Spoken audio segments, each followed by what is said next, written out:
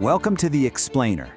Today we're diving straight into a really fascinating text that breaks down the exact, real-world mechanics of building an unshakable foundation for self-confidence. Look, if you're completely burned out by all the superficial hype out there, and you want to understand the actual architecture of genuine, lasting confidence, you're going to absolutely love the rigorous, science-backed methodology we're unpacking today. So, here's the big question. Is true confidence built overnight? We live in a culture that's totally obsessed with instant results, right? It's so easy to buy into the idea that you can just read one motivational quote or do a quick power pose, and boom, you're suddenly invincible. But let's be real, genuine self-reliance just doesn't happen in an instant. When we try to force confidence too quickly, we're usually just masking deep insecurities with this thin veneer of bravado. And that veneer, it cracks the absolute second it's put under real pressure. The source text we're looking at today tackles this head-on. It offers a deeply deliberate structural alternative to those tempting quick fixes. Here is our roadmap for this explainer. First, we'll look at the foundation of confidence. Second, the cognitive perspective. Third, the behavioral perspective. Fourth, the attitudes perspective. And finally, we'll wrap up with a gradual, lasting growth. All right, let's jump right into part one, the foundation of confidence, setting the pace. The phrase slowly but gradually is literally the ultimate anchor of this entire text. True confidence is a marathon, guys. It's not a sprint. Think about building a house for a second. If you pour the concrete foundation and immediately start throwing up the wooden framing before that cement has even cured, well, the whole structure is going to warp and eventually collapse. And our human psyche works the exact same way. The text emphasizes that these learning modules we're about to cover are specifically designed to cure properly. They build up your self-confidence slowly and gradually. That way, when the heavy storms of life actually hit, your psychological foundation is stable enough to hold the weight. Because when we expect this instantaneous transformation, we're honestly just setting ourselves up for a devastating cycle of failure. You might feel a fleeting rush of motivation, sure, but since the underlying neural pathways haven't actually changed, you inevitably rubber band right back to your old self-doubt. And that sudden crash shatters whatever fragile confidence you temporarily built. In contrast, building slowly via structured modules completely prevents that snapback.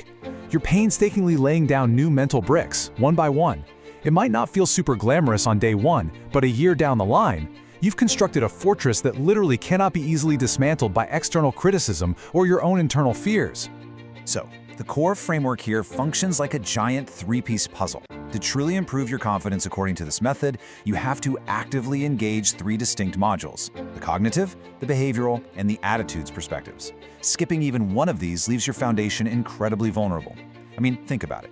If you only change how you think, but never change how you actually act, your reality never shifts. And if you only change your actions without fixing the underlying mindset, you're going to burn out. All three of these perspectives absolutely must interlock to create a sustainable transformation. Moving on to part two, the cognitive perspective, the mental module. This first module, the cognitive perspective, requires you to rigorously examine and rewire your internal dialogue. In practice, this means catching yourself in the exact moment you start catastrophizing or engaging in that toxic negative self-talk and then actively reframing it. For example, instead of letting your brain automatically default to, "Oh, I'm terrible at public speaking and everyone's judging me," this module trains you to consciously intercept that thought. You replace it with an objective assessment, something like, "I'm feeling nervous because this is important, but I am prepared." It's really about building the mental muscle to become the editor of your own thoughts. You're creating a logical, deeply rational lens to process challenges rather than just relying on purely emotional reactions. Which brings us to part three, the behavioral perspective, the action module. Because here's the thing, you can't just think your way to confidence. The text makes it incredibly clear that these internal cognitive shifts have to be stress-tested in the real world through specific, intentional actions.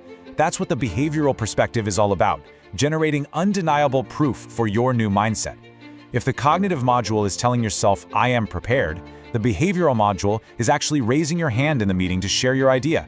It's starting that conversation you've been avoiding. It's taking up physical space. The text requires participants to intentionally design small, slightly uncomfortable behavioral experiments. By surviving these little risks, you provide your brain with raw, tangible data that you are capable. And that creates a massively powerful feedback loop that accelerates your gradual momentum. Let's transition to part four, the attitudes perspective, the posture module. Now this is where everything really synthesizes. While the cognitive module focuses on isolated thoughts and the behavioral module focuses on isolated actions, the attitudes perspective is the overarching posture you adopt toward life as a whole. An attitude is your default state of being. It's that crucial transition from "I'm doing a confident action" to "I am a confident person." In this module, the text teaches you how to internalize these new thoughts and behaviors until they literally no longer require massive conscious effort. It's about shifting your baseline disposition so that resilience, optimism, and self-belief become your automatic resting state. This permanently fortifies that foundation you've been building. And finally, Part 5, a gradual, lasting growth, bringing it together. The real magic of this whole methodology is the compounding effect. Moving from step 1 to step 2 involves a ton of friction, right? Changing your thoughts takes energy. Forcing yourself to take new actions is deeply uncomfortable. But as you layer the cognitive method, the behavioral method, and the attitudes method on top of each other, that friction actually decreases. Each step reinforces the other. The positive thoughts make the actions easier. The successful actions solidify the new attitude. This interlocking pathway is exactly how you systematically outsmart your own self-doubt. It ensures that the confidence you're building slowly today yields exponential, undeniable improvement down the line.